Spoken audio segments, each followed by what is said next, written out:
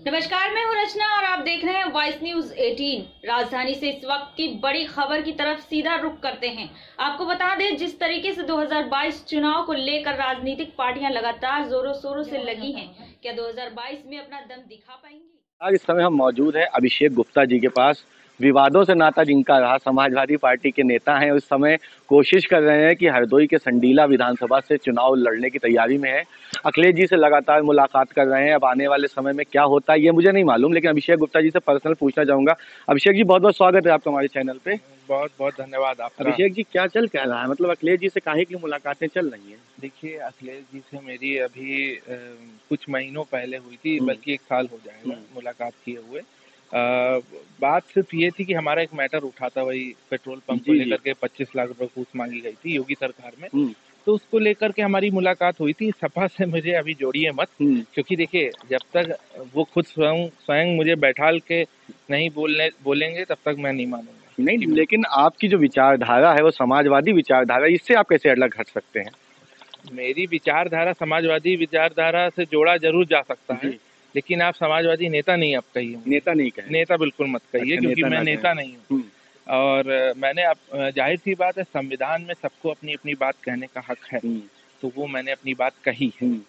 तो उसको लेकर के, जैसे खाली अखिलेश यादव जी से नहीं मेरी मुलाकात हुई, राज बब्बर जी से भी मेरी मुलाकात हुई थी, तमाम विपक्ष के नेताओं से मुलाकात हुई थी। इनफैक्ट योगी आदित्यनाथ जी से भी मेरी मुलाकात हुई थी। ऐसा नहीं है, तो अब इसका मतलब ये थोड़ी ना होगा कि मैं बीजेपी का हूँ या बीजेपी समर्थक हूँ। तो बीजेपी के बारे में कुछ बता दीजिए। जैसे आपका नाम तो जब जुड़ा, जब सनसनी में आप आए, तो भारतीय जनता पार्टी की नीतियों के खिलाफ ही आपने आवाज उठा दी कि हमसे घूस मांगी गई और ये किया गया। तो आप उस सरकार के मुख्यमंत्री से भी मिल रहे हैं। देखिए, भारतीय जनता पार्टी की जो नीतियां हैं वो पूरी एकदम देख रहे हैं, एकदम खराब हो चुकी हैं। अच्छा। कुछ नहीं है, अब सिर्फ अभी इनके यहाँ तो ये है कि योगी जी अपने कमरे में बैठ करके केशव जी को गाली देते हैं और केशव जी अपने कमरे में बैठ करके योगी जी को गाली देते हैं। इनके यहाँ आपस में खुद की फूट मची हुई है। ठीक है, जहां तक उत्तर प्रदेश सरकार की बात है, तो उत्तर प्रदेश सरकार में क्या बोलते हैं, पुलिस व्यवस्था, कानून व्यवस्था पूरी ध्वस्त हो चुकी है और उनकी नीतियों का गलत उपयोग किया जा रहा है, और उसका भुगतान मैं भुगत रहा हूँ। आज मैं हाई कोर्ट से अपना केस जीता। 25 जून 2021 को मुझे पेट्रोल पंप की जमीन मुझे माननीय न्यायालय ने मुझे दे दी जी। लेकिन उसके बावजूद भी मेरे ऊपर फर्जी मुकदमे लगाए जा रहे हैं, मेरे ऊपर धमकियां आती हैं जान से मारने की। मुझे वाई कैटेगरी की सुरक्षा थी, तो मेरी सुरक्षा छीन ली गई। तभी तो मैं कह रहा हूँ कि आपका नाता समाजवादी से, तो उन्हीं लोगों को धमकी आती, उन्हीं लोगों के पर मुकदमे आते, तभी तो मैंने बोला समाजवादी। अब देखिए, आप अपनी तरफ से अगर कह रहे हो तो बात अलग है, मेरी तरफ से जिस प्रकार से आपकी कार्यशैली रही है और आपका लगातार समाजवादी पार्टी कार्यालय में भी आना जाना, तो मैं तो आपको समाजवादी पार्टी नेता ही कहूंगा भाई। नहीं, देखिए, समाजवादी पार्टी कार्यालय में मेरा आना जाना कभी कदार देख लिया होगा तो देख लिया होगा, लेकिन अखिलेश यादव जी से जब मुलाकात हुई थी, वही और पहली और आखिरी वही मुलाकात थी। और उसमें उन्होंने जो कि मुझसे ये कहा था, उन्होंने तो उस टाइम भी मुझको पार्टी में जोड़ने को कहा था, और उन्होंने ये भी कहा था कि मुझे हरदोई में एक बनिया ने धोखा दिया तो मेरे साथ दूसरा बनिया खड़ा, यानी अभिषेक गुप्ता खड़ा है। ठीक, ये इन्होंने कहा था, और उन्होंने ये भी कहा था कि मैं आपको आने वाले चुनाव में टिकट भी दूंगा।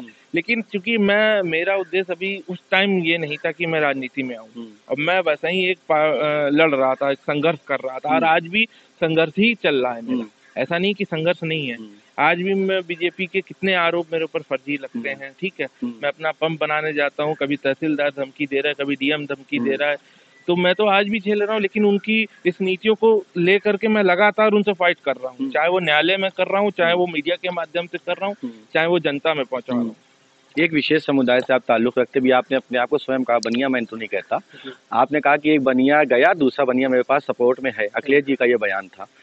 तो आपको लगता है कि भारतीय जनता पार्टी जिस प्रकार से एक विशेष समुदाय को अपने साथ लेके चलती है, 80-20 वाली जो राजनीति की बात होती है, तो उसी 80 में तो आप है ना, 20 वाले तो अलग हैं। मैं आपको एक बात बता दूं, उत्तर प्रदेश में 2022 के इलेक्शन में 10 मार्च को बहुत जल्दी बदलाव होने जा रहा है, और सीएम हमको एक युवा मिलेगा, मैं ये कह सकता हूँ। देखिए, आपने फिर बात पलट दी, फिर आप सीएम युवा आ गए, मतलब अखिलेश यादव को आप घूम फिर के सपोर्ट कर रहे हैं। हम देखिए, अखिलेश यादव जी अगर युवा में है तो फिर हो सकता है मैं उन्हीं को कह रहा हूँ। राहुल गांधी भी तो युवा हैं। राहुल गांधी जी तो भाई केंद्र लेवल के हैं ना। तो अभी जब राहुल गांधी जी से जब बात होगी तो मैं राहुल गांधी जी की बात रखूंगा। अभी कोई राहुल गांधी, मतलब आप कुल मिला के इशारों में कह रहे हैं युवा आएगा और सरकार बदलेगी, लेकिन आप बीजेपी अपने आप को समाजवादी नेता कहने में भी हिचक रहे हैं। नहीं, देखिए समाजवादी नेता मैं नहीं हूँ। जब तक मेरे पास समाजवादी की सदस्यता नहीं होगी और जब तक नहीं ऐसा चीज डिक्लेयर होगा तब तक मैं अपने आप को। बहुत बड़े बड़े मंत्री विधायक तो समाज ऑफिस के आसपास टहला करते, मुलाकात नहीं कर पाते। अब अखिलेश जी के साथ बैठ के फोटोज आपकी आती हैं, डिस्क्लोजर्स में आते हैं, और आप बोले मैं समाजवादी नेता नहीं। ये समझ के बाहर है थोड़ी। देखिए संबंध अपनी जगह, अच्छा निजी संबंध है, संबंध निजी अपनी जगह है।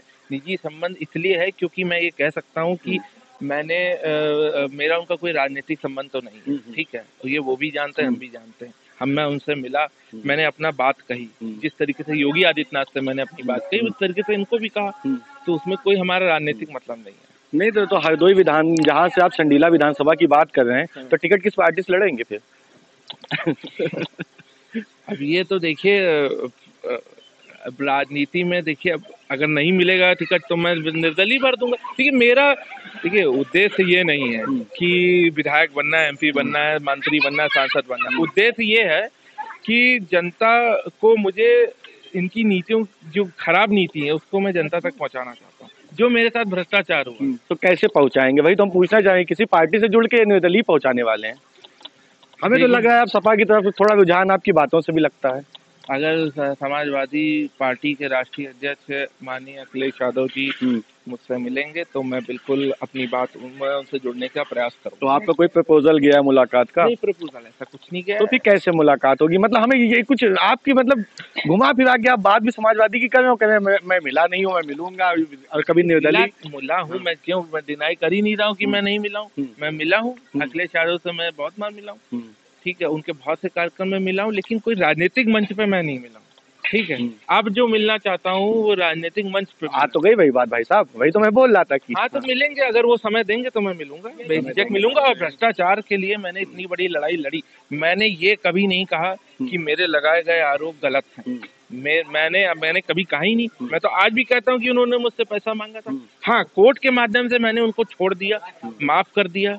माफ का मतलब कि मैंने उनको कहा कि भविष्य में अगर ये बदतमीजी करेंगे तो मैं इन आरोपों को मतलब खोल दूंगा और घूसकांड की जांच करा दूंगा, ठीक है, अगर ये भविष्य में ऐसा बदतमीजी करेंगे। मतलब अगर ये होता है कि समाजवादी पार्टी से आपको टिकट मिलता है तो वेल एंड गुड है, नहीं तो आप निर्दलीय भी अपने आप को कोशिश करके देखेंगे विधानसभा चुनाव में संडीला से। देखिए एक सच्चे आदमी जनता किस तरीके से आंकती है, यही एक चुनाव ही एक ऐसा होता है जिसमें हम अपने को, सच्चे आदमी को किस तरीके से जनता आंकती है, यही एक पता चलेगा, यही एक मंच होता है। दूसरी बात ये है कि देखिए लोकतंत्र में सबको, संविधान ने सबको इजाजत दी है, कोई भी, आप भी चुनाव लड़ सकते हैं, कोई भी चुनाव लड़ सकता है, उससे मतलब नहीं है। बस ये है कि कभी किसी को दो पार्टियों का अगर हम लोग विश्लेषण करते हैं, समाजवादी पार्टी की नीतियां आप बताएं आप हमको थोड़ी बहुत, और थोड़ी बहुत भारतीय जनता पार्टी की नीतियां बताएं, तो हम जरा सा विश्लेषण करना चाहेंगे आपके अनुसार कि क्या अंतर है दोनों में।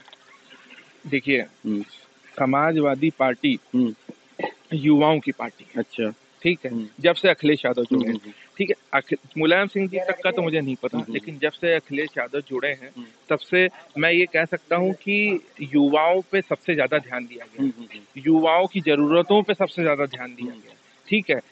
हिंदू मुस्लिम करने वाली ये पार्टी नहीं है। अरे आप तो एक विशेष समुदाय से कैसी बात कर रहे हैं आप? मैं अपनी जात बता रहा हूँ ना, लेकिन मैं ये कह नहीं रहा हूँ कि जात में राजनीति करो। मैं अपना परिचय दे रहा हूँ।